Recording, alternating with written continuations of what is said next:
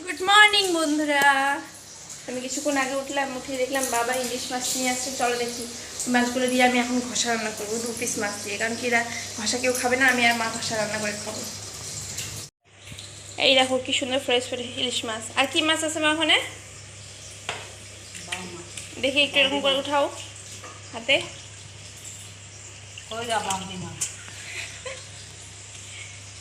এই যে বাম মাছগুলো এখানে তুলুক, তারপর একবার সবগুলো দেখাচ্ছি। এখানে রান্না হবে এখন ইলিশ মাছ কি দিয়ে? কচু দিয়ে। এত সুন্দর মাছ খেতেও জানে না, কি কি দিয়ে বাবা খেতে চায়? কচু মচু দিয়ে, শস্য দিয়ে খাইতে লাগে না মা?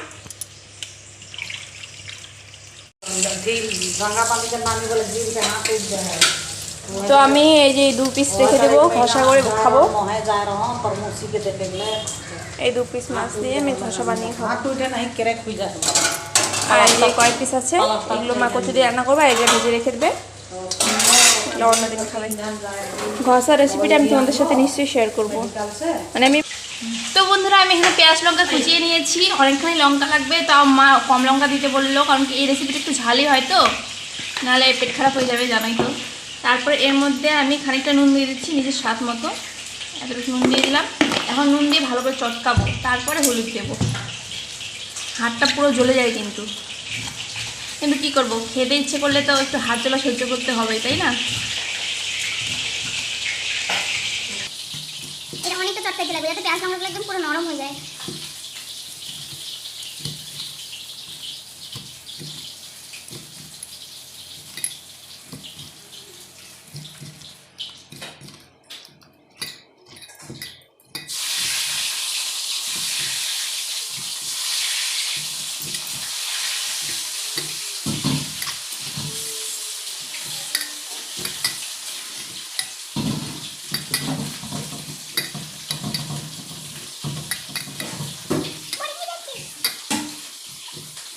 বন্ধ কর, হয়নি মশলা দিচ্ছি।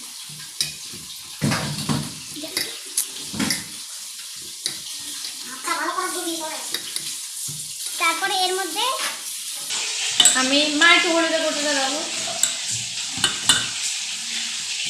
এর মধ্যে খানিকটা আমি হলুদ দিয়ে দেবো। আর মাছের পিসগুলো দাও, তেল দেবো তো, তাহলে অল্প হলুদ দিয়ে করে দাও হালকা। আর এটা তো বেশি হলুদ দেওয়া যাবে না, অল্পই দিতে লাগে। আর বেশি হলুদ দিলেও মানে এখানে হলুদটা দেখা যাবে না। হ্যাঁ, আর একটু আর তেলটা দিয়ে দাও। মাছের পিসগুলো দিয়ে এখন ভালো করে মাখাবো। হ্যাঁ, পুরোটাই দিয়ে দাও। এখন আমি এটাকে আলতো করে মাখিয়ে নেবো ভালো করে, দেখবে হাতের মধ্যে যাতে কাটা না ঢুকে যায়।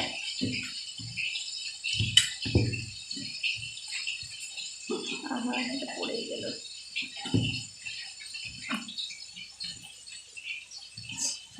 সুন্দর করে মাখিয়ে নেবে। সেটাই দারুণ লাগছে। আর ইলিশ মাছ তো বুঝতে পারছি, তাই না সরষের তেল একটু বেশি করে দিয়ে দিলাম, আপনারা চাইলে কমও দিতে পারেন। লবণ দিয়ে দিয়েছি। এখন মার কড়াইটা খালি নাই, মার কড়াইটা খালি হোক, মানে মা ওখানে কচু রান্না করছে, ওই কড়াইয়ের মধ্যে বসিয়ে দেবো। তো এখন আমি এইভাবে রেখে দেবো, কড়াইয়ের মধ্যে যখন দিব একটু জল দিয়ে ঢাকনা দিয়ে হয়ে যাবে, 10 মিনিট ফুটিয়ে নামিয়ে দেবো। তো হয়ে যাবে আমার ঘষা রেসিপি। তো রান্নাটা হোক, তারপর তোমাদেরকে একবার দেখিয়ে দিচ্ছি। এখন ঢেকে দিয়ে রেখে দেবো। তো আমি এই যে মেখে রেখেছিলাম ম্যারিনেট করে, তো ওর মধ্যে কিছুখানি জল দিয়েছিলাম, তো সেটা এখন আমি দিয়ে দেবো। আরও খানিকটা জল লাগবে।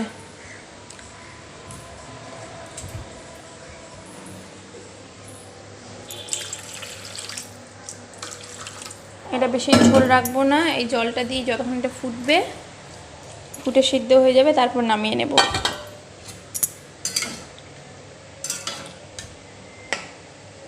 এটা প্রায় এখন 10-15 মিনিটের মতো এইভাবে ঢাকনা দিয়ে রেখে দেবো। তারপরে হয়ে যাবে আমার ঘষা রেডি।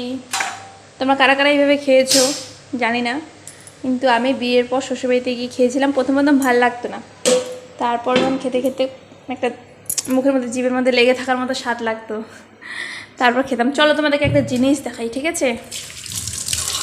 ওটা হোক অতক্ষণে ছাদে যাই। মা নাকি বললো ছাদের মধ্যে কি সুন্দর ফুল ফুটেছে, হয়নি? ওই দেখো কি সুন্দর ফুল, ওয়াও, সেই তো খুবই সুন্দর লাগছে না? কোনো সময় একটা দুটো হয়, আজকে অনেকগুলো হয়েছে, সেই লাগছে, দারুণ লাগছে।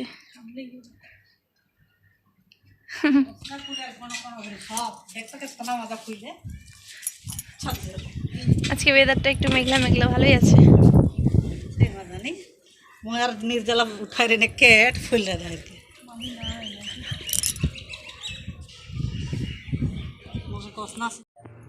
এই দেখো বন্ধুরা, ঘষাটা রান্না করে এইরকম হয়েছে দেখতে, দারুণ লাগছে না? খেতেও মানে ভালোই হবে। তো আমি এখন খাওয়া দাওয়া করবো, স্নান করে চলে আসলাম। এখন তাহলে আমি খাই। আর হ্যাঁ, মা এই যে রান্না করেছে কচু দিয়ে ইলিশ মাছ, এই যে, আর কি, এই যে ভেন্ডি ভাজা।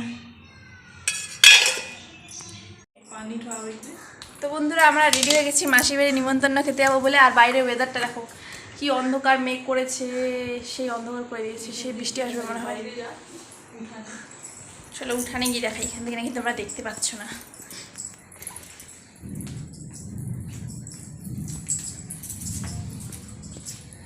এই দেখো, বুঝতে পারছো কি না আমি ঠিক মতো বুঝতে পারছি না, ক্যামেরা তো অত ভালো উঠছে না, কিন্তু খুবই বৃষ্টি পড়বে এটা মনে হচ্ছে, মেঘ ডাকছে।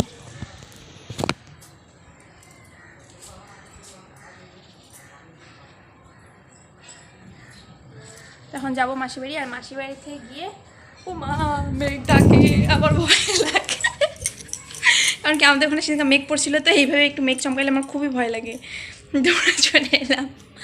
তো যাই হোক, ওই পাশ থেকে আমি বাড়ি চলে যাবো, মাসির বাড়ি থেকে নিমন্ত্রণ খেয়ে ওই পাশ থেকে বাড়ি চলে যাবো, মারা এদিকে চলে আসবে। তো মাসির বাড়ি যাবো, দেখাবো, ঠিক আছে? দেখো বন্ধুরা, যাওয়ার জন্য বেরোইলাম, তখনই একদম মেঘটা পুরো কালো করে দিল, আর কি বৃষ্টি নামলো, ফোনে ঠিক মতো বোঝা যাচ্ছে না, কিন্তু প্রচণ্ড পরিমাণে বৃষ্টি পড়ছিল। ভালো হয়েছে আমরা বেরোই নিলে। রাস্তায় কোন জায়গায় থাকলাম বলো তো? বৃষ্টি থামার পরে যাব।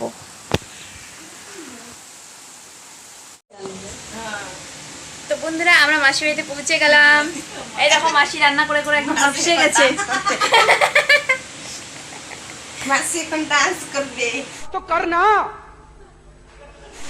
মাসি ডান্স করবে, পুরো গরম লাগছে। তখন আসলাম, এখনই হাওয়া খাচ্ছি। এই যে মা বসে আছে, আমি বলছি তোর মাসি একাই আছে এই পোভাইগুলো।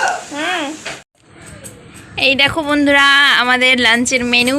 আমাদেরকে মাসি ডাকছে, কি কি রান্না করছে দেখো। এটা হলো চিলি চিকেন, সেটা আমি বলেছিলাম চিলি চিকেন রান্না করতে। তার কারণ মাসি বলছিল চিকেন কষা খাবি না চিলি চিকেন খাবি, তো আমি কি চিকেন কষা তো খাওয়াই হয়, চিলি চিকেনটা খাওয়া হয় না, তাই জন্য তুমি চিলি চিকেনটা রান্না করো। আর আলুর দম, এই আলুর দম তো মাসির হাতের মতো কোনো আলুর দমে এই জীবনে খাইনি, কারণ কি মাসি এত সুন্দর আলুর দম রান্না করে।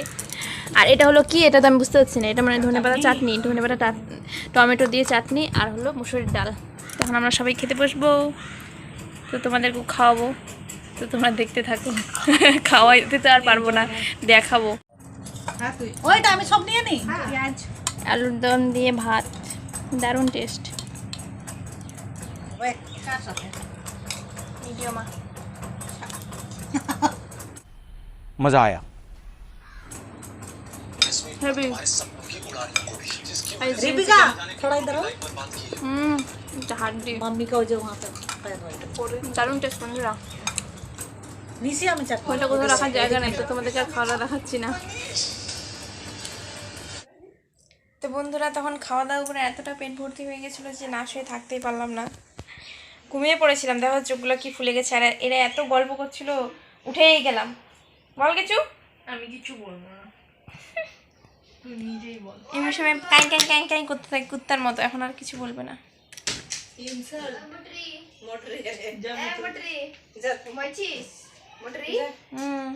এ हम কিনে দিয়ে একটা দিয়ে দিলে এই যে আমার বুনু হাড্ডি, আধার মধ্যে কে রে এই হ্যাঁ দেশি মুরগি, হাড্ডি মাংস ছাড়া কে কে না, মানে আমার ইউটিউব ফ্যামিলি, তাই না? অন্ধকার, লাইনও নাই বন্ধুরা। তো বাড়ি আর পালা চলে আসলো। এই যে বুনু, ওই টাটা বল।